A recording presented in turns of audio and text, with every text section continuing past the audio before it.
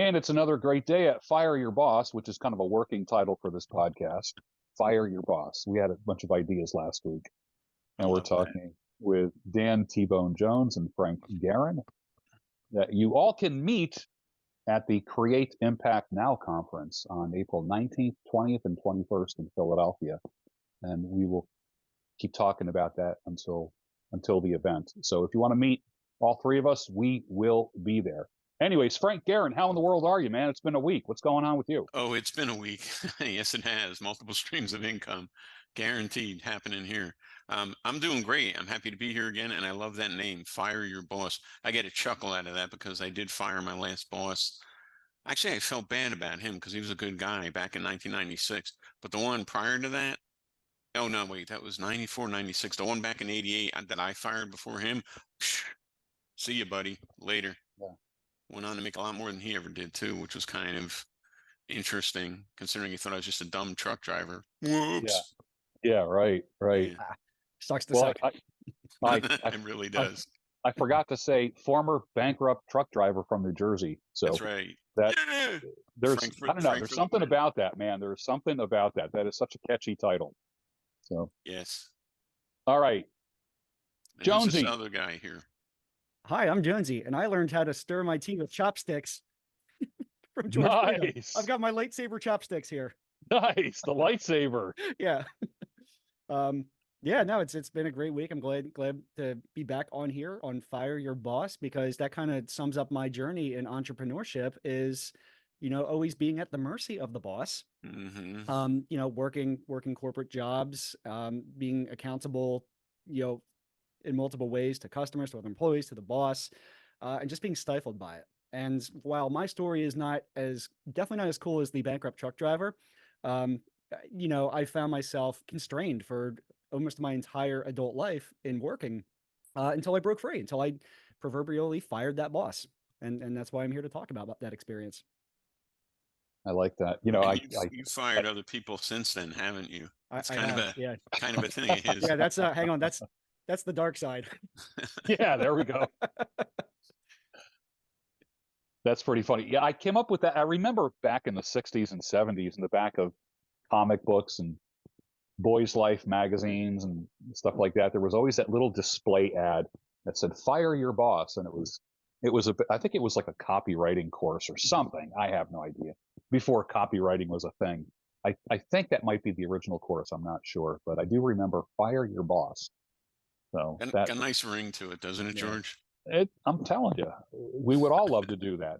Everybody would like to fire their boss. I don't care what anyone says. If everybody knew how to be self-employed, they would do it.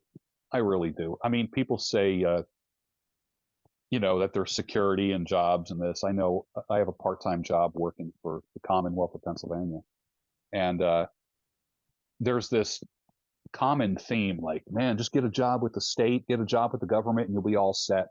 This whole thing, and I'm kind of an anarchist in the sense that I just can't stand government. And the fact that stability is provided by the government is such a friggin' oxymoron. I mean, it should scare people. It does. Scares me.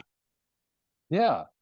Well, the only stability we have, as far as I'm concerned, is the stability that we create for ourselves. Exactly. It's the only thing you have any efficacy over. Yeah, I'm living proof of that. If we get into it later, the different places that I applied for back in the 90s, they're all gone now. Even my first, before I drove truck, I used to be a parts manager and an assistant parts manager for at least 3 different Dodge dealerships back in the early to mid 80s. And I know for a fact that 4 of them. So I know at least 3, if not all 4, are gone now. So even something as simple as being an auto parts manager, if your cars break down, right, you're gonna always have that job security. Nope, no. And I know at least 3 other Dodge dealerships and Chrysler Plymouth dealerships in New Jersey that we used to trade parts with, and all, they closed too. So something as menial, and I don't mean that in a bad way, guys, but that was making me what, $10-12 an hour, mid 1980s. You would have thought that would have been safe forever. That's gone.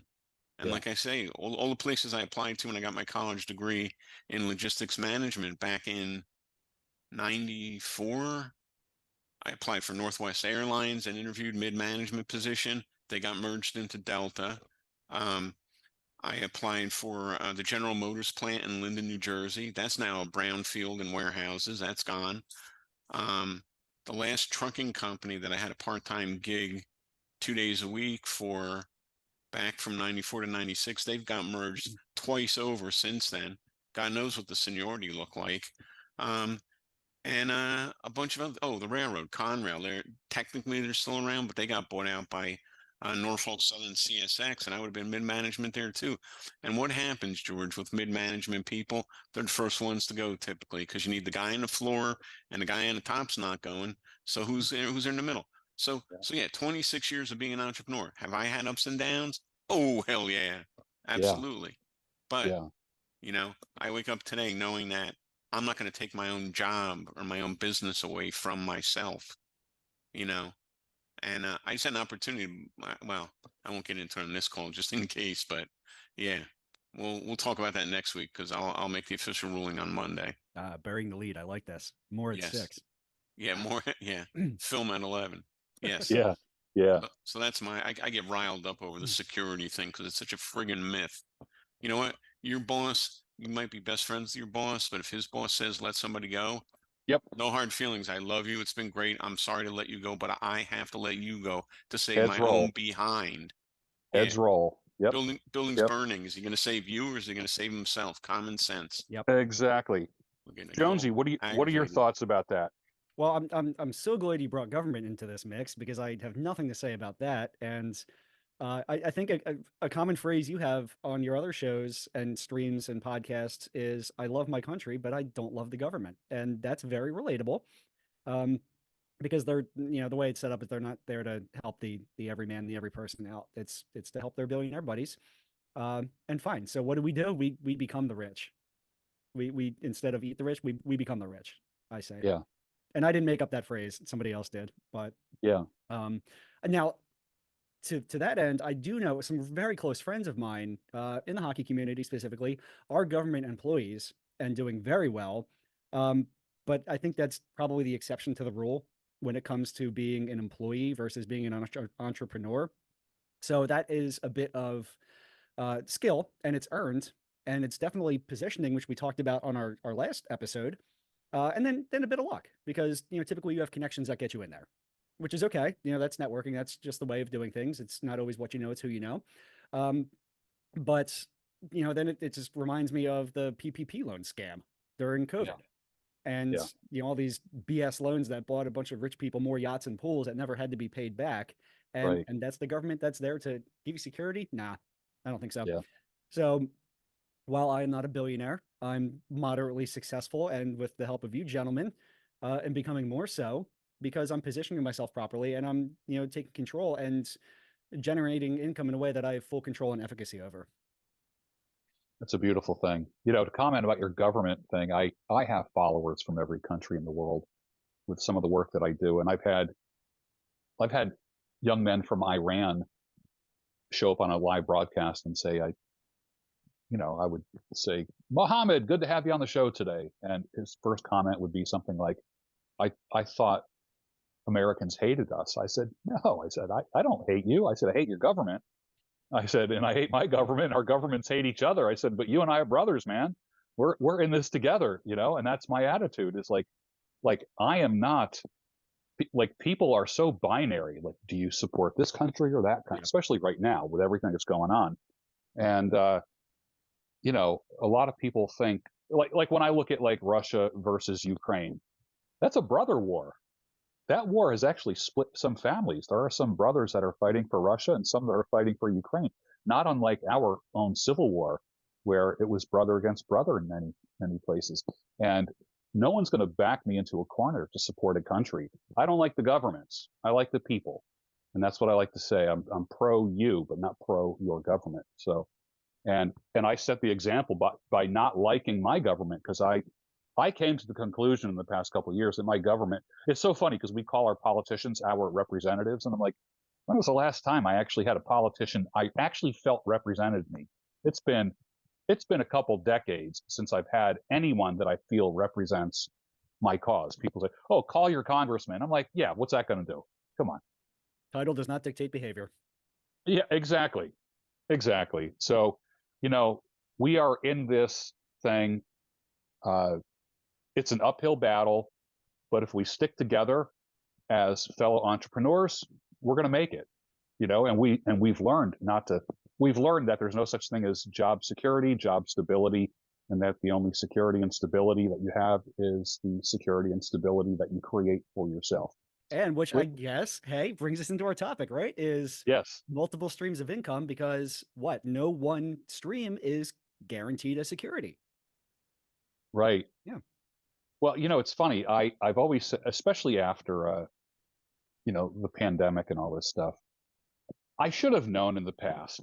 When I was in the hair industry full time, if there was a snow day, I was without income. It wasn't like a salaried job where you have paid time off or something like that. When you're working as like everyone in the hair industry is pretty much a contractor. Like you only make money when the scissors are moving. When the scissors aren't moving, you're not making any money. You're only making money when people can get to your shop or salon. You're only making money when the water is running. I found out the hard way that if the water main breaks a block away from where the barbershop or salon is, it's got to close until the water is restored, because one of the laws is you have to have running water. Well, for the 3 days that it was shut down, I didn't have income. And my employer did not say, "Oh, don't worry about it. We have, you'll just use your your vacation time or personal." There's no such thing as vacation or personal time when you work for yourself. So I started racking up a list of things that can come in between me and my money. And I got just angrier and angrier, like, a foot and a half of snow, a water main breaks, a pandemic, like too many things can come in between. I know during the pandemic, the one place where I cut hair, we had to shut down for 4 months, literally. In other words, the Commonwealth of Pennsylvania said, you can't earn for 4 months. We'll give you something, but it certainly didn't replace the money that I was making when I was actually working. So that really got some things in motion for me. And a lot of it is rage fuel. When people say to me, "You have an anger problem," I say, "Thank you. Why, thank you." You know, I Anger helps me get shit done. The rage fuel is great. It's not destructive in a sense, like I'm not punching walls or people or anything like that. But some of the anger that I have as a result of being shut down with things beyond my control, I keep saying never again, never again. And that's when I really dove into the entrepreneurial world. And when I had a single stream of income that got shut down, that burned me up, man. That burned me up. And then, so here we are talking about multiple streams of income. Frank Garin, what are just off the top of your head, when you hear multiple streams of income, what comes to your mind? First thing that comes to mind is Robert Allen's book, Multiple Streams of Income, from 20 or 30 years ago, Yeah. which kind of kicked off a revolution for a lot of people and opened them up to a new way of thinking. What it also evokes, or what comes to mind, is again, like we talked before, the only security is the security I'm able to create for myself, period. Because I'll tell you what, even in an industry of multiple streams of income, one's going to dry up, one's going to be growing, one's going to stay the same for a bunch of years. It happens. Hey, just because I have multiple streams of income doesn't necessarily mean everything's perfect. I had one program, I was making minimum 5,000 a month, maximum $10,000 a month. And you know what happened there, George? This was a lead gen company for network marketing. I was their top recruiter, or top 1 or 2 every month for like 3 years. Got used to the checks and everything, knew the office staff, knew the owner. He unfortunately was going to Vegas and blowing coke up his nose so fast that he went through the company's money, got into tax issues, and got shut down.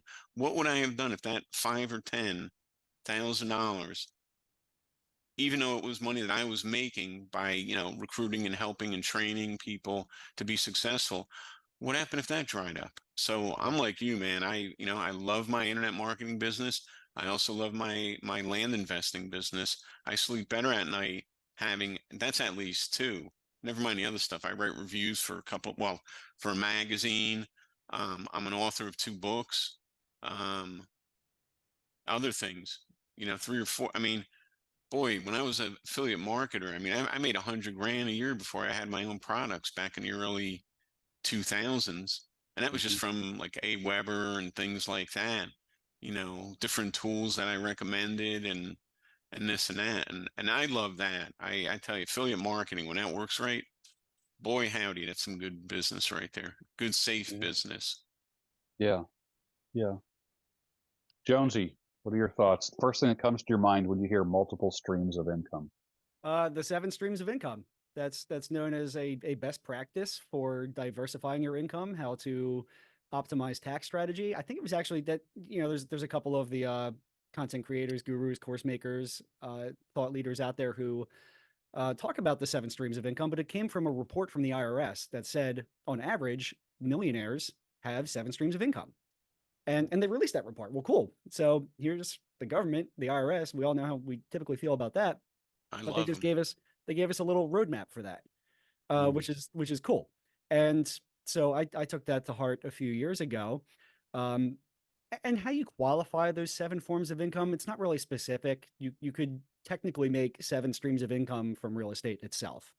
Buying and selling, wholesaling, buy and hold with rentals, um, uh, capital gains, right? So, I mean, that's technically another stream.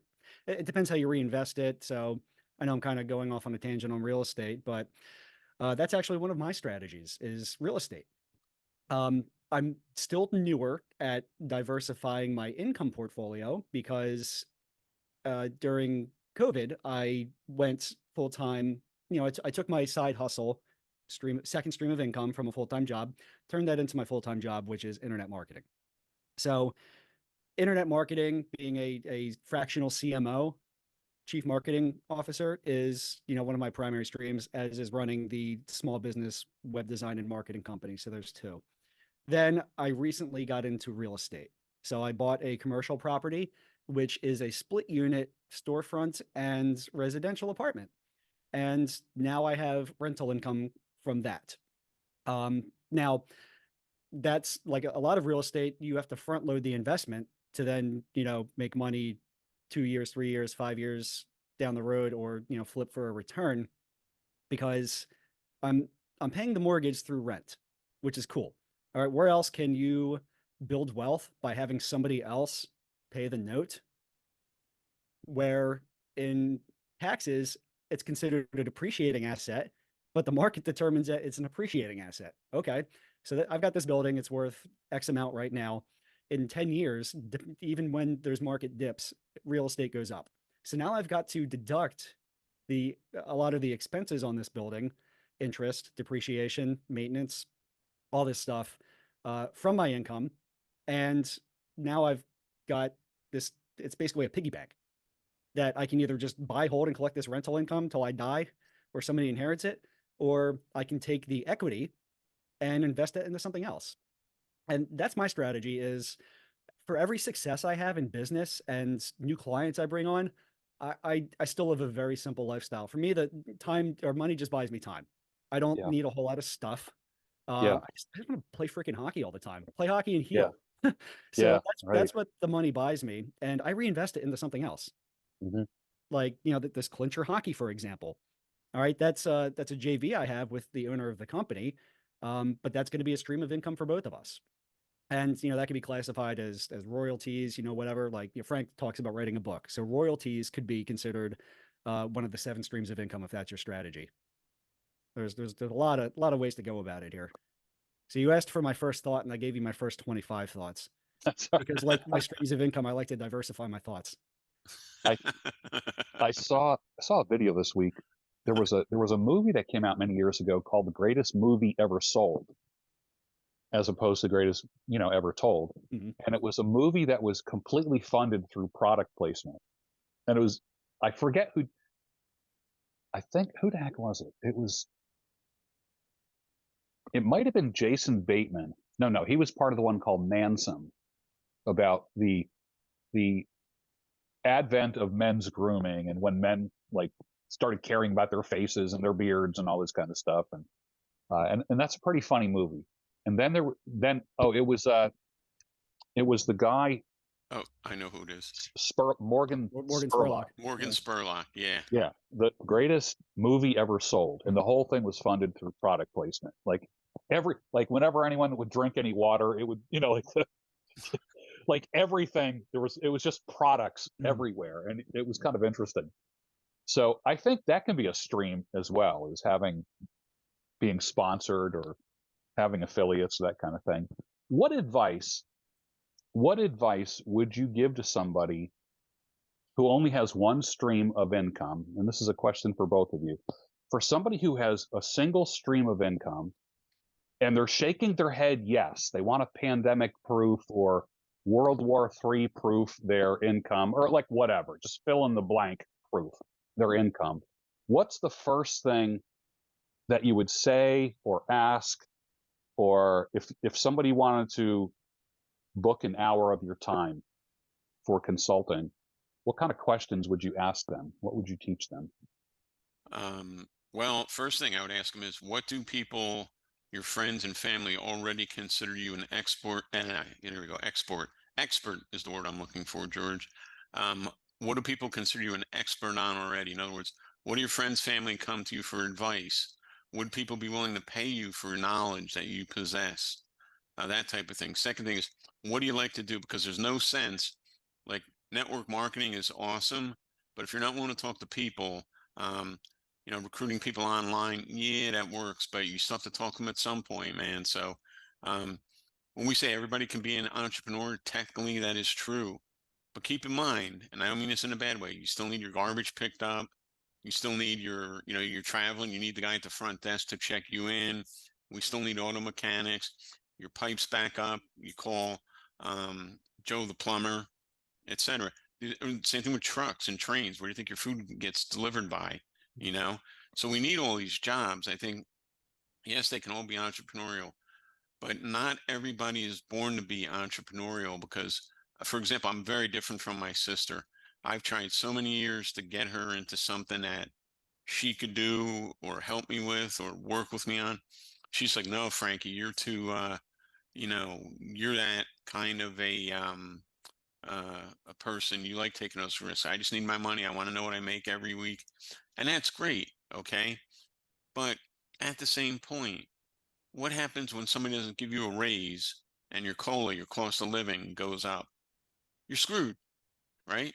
The $18 I made, I think I made $17.25 an hour when I quit my last tractor trailer job in '96. So if I was there now, and again, like I said, 2 mergers later, what would I be making? $25 an hour? That guarantee that $25 an hour today is the same earning power, if not less, guys, than it was in 1996 when I quit. So, you know, I made, and everybody's different. This is no guarantee anybody else can do this. I mean, I made $100,000 a year as an affiliate. My best year combined without real estate was $250,000. Driving a truck, I only ever made $17 an hour. I'm telling you, I worked no harder, and it was more fun working for myself for that $250,000. And keep in mind, to make that $250,000, especially being an affiliate and stuff, I probably sold 500,000, excuse me, $500,000 to $1 million in goods and services to people in order to make a commission like that. So, it's worth a little bit of pain to learn this. And I think the thing about entrepreneurialism is easy entry, and nobody's going to yell when you quit. And that's something people need to be aware of as well, because you can just buy an affiliate marketing course today. You could just sell something on Amazon today. You could just write your own book today. If it doesn't work out, there's no boss to fire you. Right. And my last thing is, and then what my point I'm trying to get at is, for the average person, as attractive as entrepreneurialism is, Yes. I have found that until the pain of staying in the same place is greater than the pain of changing, Yes. most people are not going to do what we do because it's a risk. you don't know if you are gonna land on your feet if you keep at it long enough. But hey, Right. let's be honest, it's a little bit scary in a good way. You should be Yeah. scared to try something new, but you should do it anyway. Some people like, do it for your kids, do it for your wife, do it for this or that. I'm like, no, I'm doing it because I'm pissed off. And for me, that has been just wonderful fuel for me to try to get away from having a boss. I'm like, a boss. Can you imagine having a boss? Like, what the hell is a boss? You know what I mean? Like someone who tells you what to do. So, like, you want to take a day off, you have to ask somebody if you can have a day off. Like, Oh, we're you get friggin' me. adults. We're damn adults. I got to ask another adult for To pee. How time about off. to pee or when you want to Yeah, take lunch? yeah. You're Yeah, can I hungry. go to the bathroom? No, you went twice today, Yeah, George. yeah, Yeah, I want to see exactly. that People get doctor's written note. up for that shit. That's Yeah, amazing. In the year 2024, you go to the bathroom too much because you're getting older and you have to pee more. People are yeah, getting written up. You look around for the hidden camera. Are you freaking kidding me with this yeah. stuff? Are you Well, they're kidding the me? ones getting rich off the sweat of your back. Yeah, Yeah, exactly. It's voluntary exactly. slavery. And not to bandy about the word slavery lightly, but it's enslavement. A lot now. I had a great boss, man. My last boss at my part-time job was a phenomenal guy. I would have done anything for him because he knew how to treat people. Murphy's Law. At the end of my career working for the man, I found one boss that I could tolerate, Yeah, you right. know, and I would do anything for the guy because he knew how to treat his employees. But again, even if I stayed for that, guys, that company's gone and been merged twice. It was Yes. P-Jax Trucking out of Pittsburgh. Well, Gibsoni by Pittsburgh, PA. They got bought by Vitran, Vitran. Then Vitran sold out to Central Motor Freight or whatever it is. Where would I have been? That boss is gone. That dispatcher's gone, man. That guy's Yeah, gone. yeah, You know. And even if I stayed, the new trucks are ugly. They're bright yellow instead of a nice blue. And I'm one of yeah. those guys that took pride in my truck. Sure. You know. Oh God. Yeah. Can I have lunch now? Oh, excuse me. I need to take off tomorrow because my kid is sick. No, you can't. Who the hell are you to Yeah, tell me? yeah, Right? And the way people talk to you, oh my God. If I tell you what, you're not dealing with that anger. That's what got me full time. My last full time boss, God bless his soul, because he died of a heart attack, unfortunately. I always wanted to thank him and may he rest in peace. He was the guy I was either going to kill him or kill me or kill both of us if I stayed there. Now, figuratively, of course, because literally I'm a peacenik, but it was close, man. I would if I saw him in a parking lot, I might have driven over him by quote unquote mistake, George. Gear slip, man. Sorry, dude. I had to things get happen. out. And you never know, man. Never know when it's your time to go. I couldn't stay there every day, and I was a miserable bastard. Okay. Now my wife will tell you today that I complain. Oh, she should have known me 40 years ago, dude. Right. Holy Hannah from Texarkana. Every day, effing this, miserable that, son of a Yeah, BS. And it was because of my boss. Driving a truck is not the worst job in the world. You're outside, you have fresh air. You want to run to 7-Eleven and get a big gulp, you pull over, no big deal. But it's the bosses, the bosses, the bosses, the friggin' bosses, George. yes, And you, yes. T-Bone. I'm sure you can relate to that, Jonesy. Well, Absolutely. Yeah. Jonesy, I was going to ask you if somebody was to book an hour of your time just to consult with you about multiple streams and entrepreneurialism, what would you, where would you start with that person on session one? Well, to start with, I'm extremely happy that they're coming to me because if you want to fail, you rest on your laurels and you stick with one stream of income, even when you're successful. That's the time where, because you have that cushion, that's when you start thinking about and planning, diversifying or scaling or realistically both. And we always bring it back to what Frank said earlier. It's one of the axioms of our impact godfather, Ken MacArthur, which is the question, what do you want to do when you wake up? Yeah, So that leads to, I ask more questions of my clients and customers than I really do tell them anything. It's almost like marketing therapy, where when I ask them the right questions and I know what to ask and in which order and lead them that way, the answers typically reveal themselves. It's just framed in a way that probably they were not thinking about, like therapy, in a lot of cases. And I'm not saying I'm a therapist. The only degree I have is the sticky deodorant in my cabinet, so I'm not qualified to be making medical analogies, I guess. yeah, But two paths. Can we scale what you're currently doing to a new audience, which I think would qualify as a different stream of income because maybe it's a um, a deviation or a variation of a current product or service that you're selling, or sell it to a different audience, or do something completely different. And I'm usually going to start with real estate, to be honest with you. When somebody has uh, a degree of success and they do have that income, is to invest it into something else. For example, like even a brick and mortar retail store. Well, what if they're renting that building? Okay. I would think the next logical step for them is to try to buy a building that they can operate out of. Yeah. So then they can pay their other entity, form a new entity, pay that entity rent, and maximize their tax deductions. Just one example. But it's usually going to come down to real estate.